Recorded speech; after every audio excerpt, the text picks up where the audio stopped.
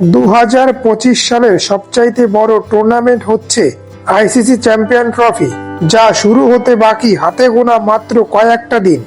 8টি টিম নিয়ে শুরু আইসিসি চ্যাম্পিয়ন ট্রফিকে নিয়ে প্রতিটি দেশের ক্রিকেট এক্সপার্ট তাদের ভবিষ্যৎবাণী করছে। চ্যাম্পিয়ন ট্রফিকে নিয়ে ভারতের পূর্ব ক্রিকেটার রবি শাস্ত্রী এবং অস্ট্রেলিয়ার পূর্ব ক্যাপ্টেন রিকি পন্টিং ভবিষ্যৎবাণী করেছে।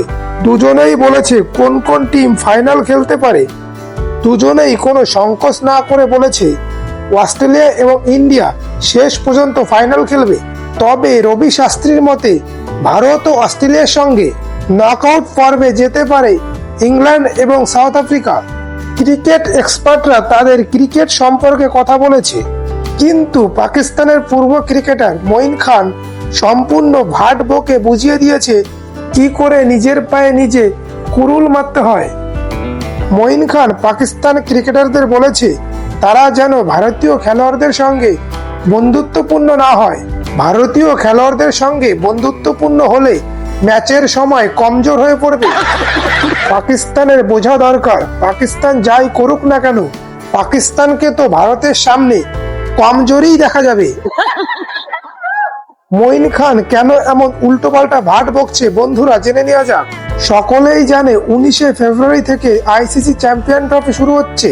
সেখানে ভারতীয় টিম ছাড়া বাকি সমস্ত টিম পাকিস্তানে খেলতে যাবে, কিন্তু ভারত তার সমস্ত ম্যাচ খেলবে দুবাই, যেটা পাকিস্তানের পছন্দ ছিল না। কিন্তু আইসিসি এবং বিসিসিআই এর চাপে পড়ে পাকিস্তানের সেটা মানতে হয়েছে। তারপর থেকেই পাকিস্তানের ভারতের ওপর মটকা গরম হয়ে আছে। পাকিস্তানের পূর্ব ক্রিকেটার থেকে শুরু করে প্রতিটি পাকিস্তানি ভারতের ওপর উল্টোপাল্টা ভাট বকতে শুরু করেছে।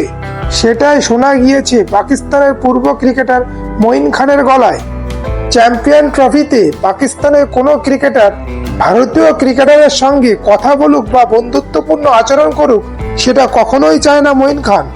মঈন খান বলে, আমি আজকাল ভারত ও পাকিস্তানের ম্যাচ দেখলে বুঝতে পারি না, ভারতের খেলোয়াড়রা যখন ক্রিজে আসে আমাদের খেলোয়াড়রা তাদের ব্যাট চেক করে, পিঠ চাপড়ে দেয়, বন্ধুত্ব সুলভ কথাবার্তা বলে। মঈন খান আরো বলেন, আজকাল ভারতের বিরুদ্ধে আমাদের খেলোয়াড়দের আচরণ আমার কাছে পুরোপুরি অদ্ভুত মনে হয়। এমনকি পেশাদারি খেলোয়াড় হিসাবে মাঠের বাইরে কিছুটা নির্দিষ্ট সীমারেখা থাকা উচিত। বেশি বন্ধুত্বপূর্ণ হলে সেটা দলের জন্য ক্ষতিকারক।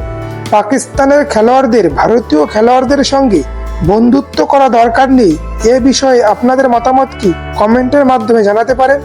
আপনারা চ্যানেলে নতুন হলে চ্যানেলটি সাবস্ক্রাইব করুন, ভিডিওটি লাইক ও শেয়ার করুন। ধন্যবাদ।